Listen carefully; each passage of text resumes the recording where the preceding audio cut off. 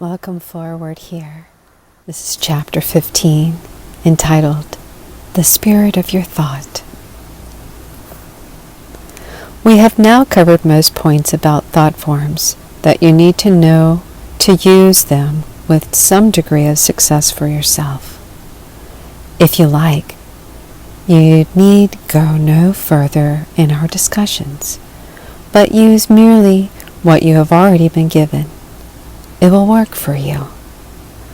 But you can do more. You can make it work for others as well. And if you do use this marvelous power to help others, that in turn will help you. In using thought forms to help others, follow the rules already given, but substitute the other person in place of yourself. In the matter of health, visualize the other person well, happy, strong, and vital. If employment is the objective, see the other person busy at a useful task, earning money, and so on. The principle is the same. But be very, very sure when you use a thought form for another that it is to his or her advantage. What you think will be good for another might not be good at all. Hesitate always before taking action on the mental plane for another, as well as for yourself. For in working a thought form for another, you are involving yourself in the results of it, and you may not like them if they do not work out as you think they should, though you're in perfect use of the idea, and through your imperfect use of the idea. One safe way to help another, and in my opinion the very best, is to help him to help himself. For then he puts his own effort into the work and the results will mean more. This applies to thought forms in particular. You may go even as far as to talk to the person who needs help about thought forms so that he can use them for himself, if he is open-minded enough to concede the possibility of their value. We need not seek to solve all the world's problems, but we can do well to help another person in some way when the chance comes our way. Such an action gives an outlet through us to the constructive activity of the universal mind. For wherever universal mind is, and that is everywhere, there we also find it seeking an opportunity to help its own creatures. Wherever the universal mind is, there also we find love. Love for its own creatures, like the love of a parent for his child. Only on a grander scale and never failing. And love in a human being, quote, is ever the beginning of knowledge as fire is of light, end of quote. Love and life are inseparable. Sometimes we may discover that we are one and the same principle in creative and ethical polarities. Life being everywhere, creation is therefore still going on everywhere. Your thoughts, reaching out into this ocean of creative activity, can direct its energy to your purpose. And if those purposes are in alignment with the nature and inherent of the first creative purpose, and if they betoken progress for all, your desires will be more speedily realized. This is the essence of admonition to become, quote-unquote, chosen vessels of the Lord, end of quote. To become or to make one's self a chosen vessel implies a direct personal responsibility, one that we have not generally observed to be stressed by most self-help philosophies of the day, which are devoted mainly to the general subject of, quote-unquote, how to get what you want, end of quote. The correlative responsibility is to use what you get. It seems to be a law of nature that only brings out or keeps up what we have. If we do not use our brains, they do not develop. If we do not use our muscles, they atrophy. If we do not use our house, it deteriorates. The roof begins to leak, pipes go bad, window panes are broken, and the house assumes a general appearance of decrepitude. If we have wealth and do not use it for common good, we either become useless misers of someone's take, or someone takes it from us. If we have talents and do not use them profitably, they diminish or are taken away. There is a law back of all of this. Forces in nature are in a state of constant flux, ebb and flow.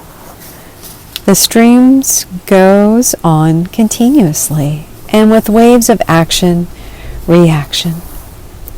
If we keep on with our course, we ride the waves. If we drift, we move around in circles with the counter waves and get nowhere. If we have talents and put them to use, they multiply, and one result leads into another still more worthwhile. If we have means, we must keep them in circulation, casting the bread upon the waters that it may come back to us after many days. The one who hoards talent, ability, wealth, energy, finds that in due time it becomes a menace to him. You can only keep by giving away, paradoxically as that may seem.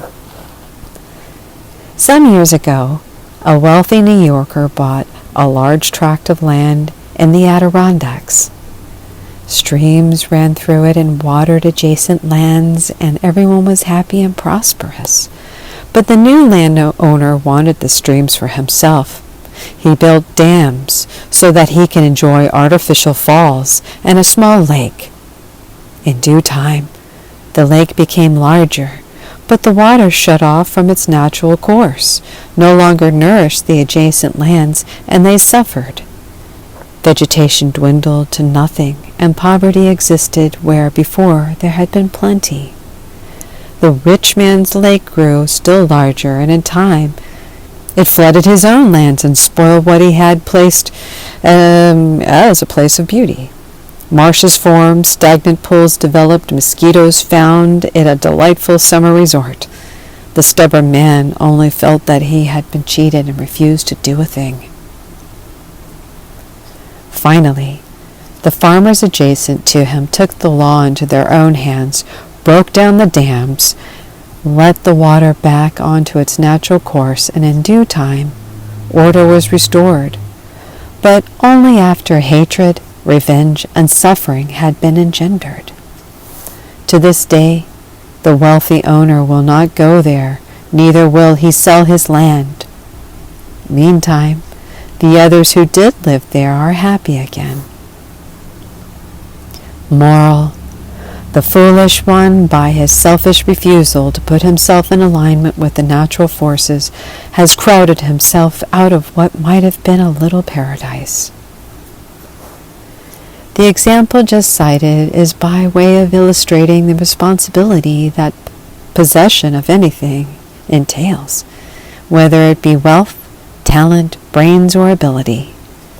Do not formulate a thought form of anything unless you have a deep, intense interest in using it. For instance, it would be of no use for you to wish for a wealthy life solely that you might escape work. Wealth brings definite responsibilities.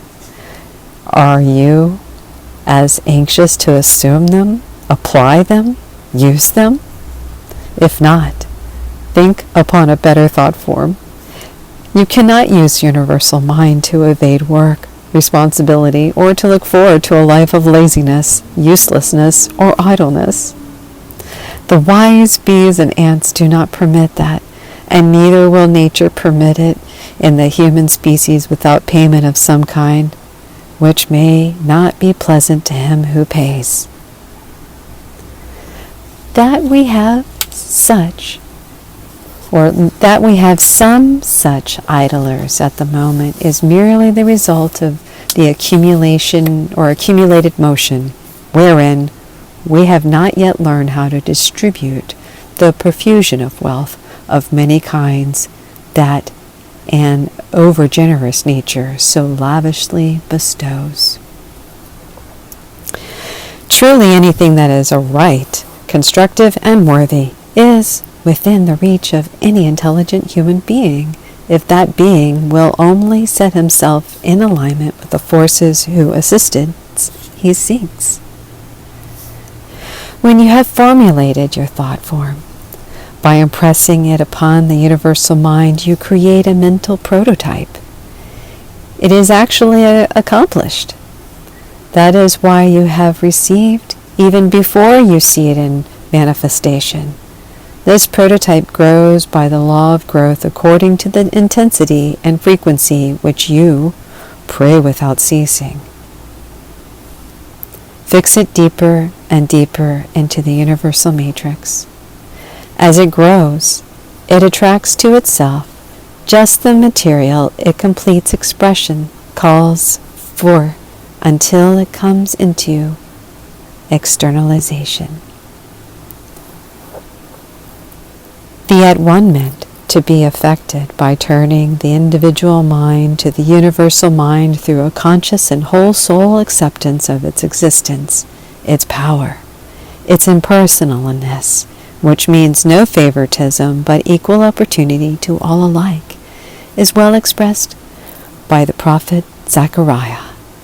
Quote, "Not by might, nor by power, but by my Spirit."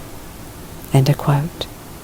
Therefore, it is most essential, for best result, that we approach universal mind from the spirit point of view as well as the purely mental. In this approach, we must keep in mind the requirements set before us by the Nazarene Master, who said in his own prayers, quote, "Nevertheless, not my will, but thine be done." End of quote. Failure to recognize this principle is one strong reason why some fail who attempt to practice mental science. For, quote, "to live by one man's will became the cause of all men's misery," end of quote, as Richard Hooker wrote over 300 years ago. This principle, not my will but thine, is the pivotal point upon and around which the well-ordered life of the individual with balanced judgment resolves. It is the properly spiritual attitude. It does not mean passivity. It does not mean sitting around waiting for a higher will to make itself manifest. It does not mean going to work with all the power we possess and do something instead of lolling around and rationalizing our laziness with every kind of sophistry. By going around it in the right way, ready always to conform his individual will with that of the universal will, so to speak, one can effect such a reproach with the universal as to able to enter its creative activities and direct those activities to an individual measure and realization. This is what the Judge Troward, a great mental scientist, meant when he described this process as one wherein the cosmic intelligence becomes individualized and the individual intelligence becomes universalized. The two become one. End of quote. So I urge you to use thought form in the spirit. If you use them at all, yes, they will work even if you use them for some entirely worthy personal motive, but they will work with much greater power if you seek to conform them to the universal motive, so far as you will feel you understand them. Let your thought forms be for greatness usefulness to others, and therefore useful to yourself. Have back of them a conscious love of man and God. Whatever your purpose, let it serve also the purpose of the power that has brought you to the point where you are permitted to use those thought forms. In other words, provide for the equality. Your universal mind is going to do a lot for you. What are you going to do to serve the purpose of the universal mind? Epictetus advises us to dare to look upon to God and say, quote, "Make use of me for the future as thou wilt. I am of the same mind. I am one with thee. I refuse nothing which seems good to thee. Lead me whither thou wilt. Clothe me in whatever dress thou wilt." End of quote. The mental scientist will do well to keep the admonitions in mind, and to the degree that he acts and lives, it will his life prosper. Thus concludes this lovely edition of George Winslow Plummer's Consciously Creating Circumstances.